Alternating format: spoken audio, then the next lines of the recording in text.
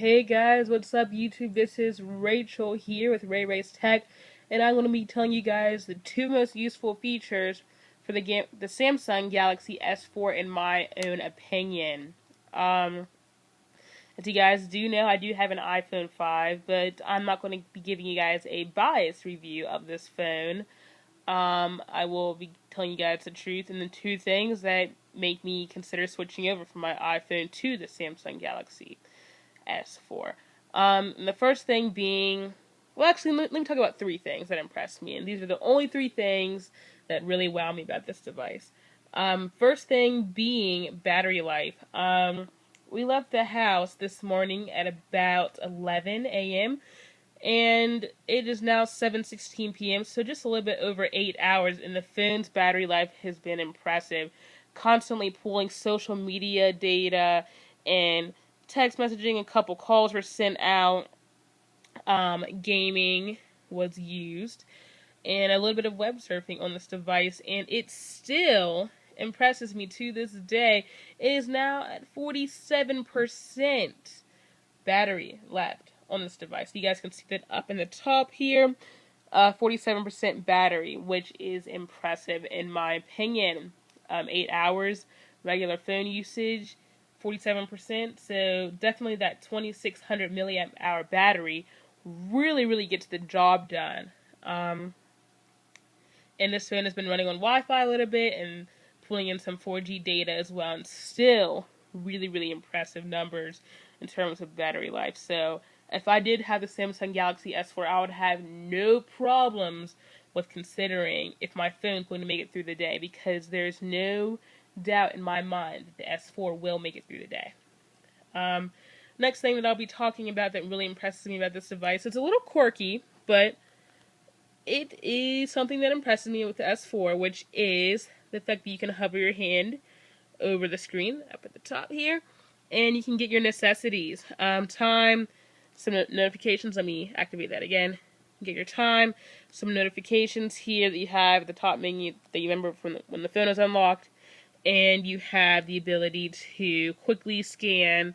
See if I can activate this here.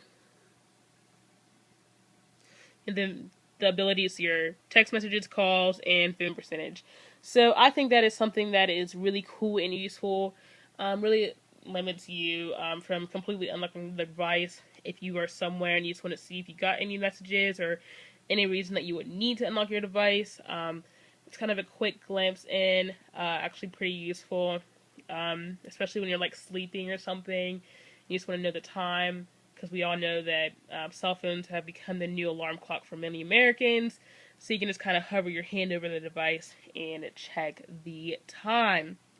The last thing that impresses me on this device is the infrared sensor here. Let me see if I can get my camera to focus here. And it is right there, and this thing is awesome. I won't go into too many features on how to set it up or anything. That's another video for another time. But for this video right here, I will tell you that this device is very useful. I have DirecTV at my house, and the Samsung Galaxy S4 has completely replaced my remote at home. You can do everything on your S4 in terms of guide, typing in the channel numbers, selecting things, turning up and down the volume, turning on and off your TV and your cable box. Sorry about that. But you can do it all on your S4.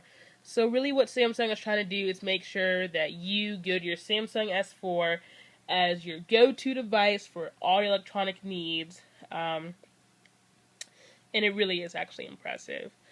So those are the main three things with the S4 that impressed me. Battery life, the infrared, and the ability to kind of preview some things on your device without completely unlocking it.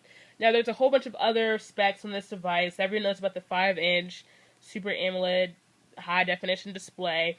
It is really nice, but not a reason for me to switch over. I do like my 4-inch display on my iPhone 5, but for some people, the 5-inch display is a must.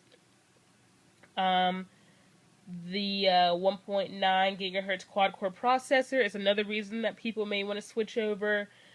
For me, on my iPhone, I don't really need to have that much power for a smaller device. Like I do have, my iPhone gets plenty good battery life and runs pretty fast. So that really doesn't phase me personally.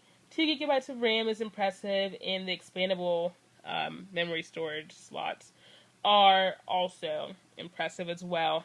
But overall, some of the things that everyone's been talking about, such as the eye sensor thing, that is cool, but it only works about half of the time. I think this device is in need of an update from Samsung or Android. Someone needs to push out an update for this device because some of these features, such as the hovering and the swipe to call and decline, or the swipe to answer and decline calls, and swipe between pages and text, doesn't really work that well for this device. I don't know if it was just pushed out too early or some devices are a little bit buggy, but since those things aren't working extremely well, it doesn't really impress me. But I did want to let you guys know some of the features on this device that do impress me. They're little, they're quirky, but they are definitely useful. So definitely something to consider, as well as the great camera on this device. If you guys want to switch over, you guys can switch over from your Apple product or really any product to the S4 and be completely satisfied. But for me, your one-stop shop tech advice reviewer, I will be sticking with my Apple iPhone 5 for the time being. So again, this is Ray here. Hopefully you guys got some valuable information from this video. Thanks for watching. As always, this is just an opinion-based video, but nevertheless, something for you guys to consider. So again, thanks for watching. Have a great week, everyone. See ya.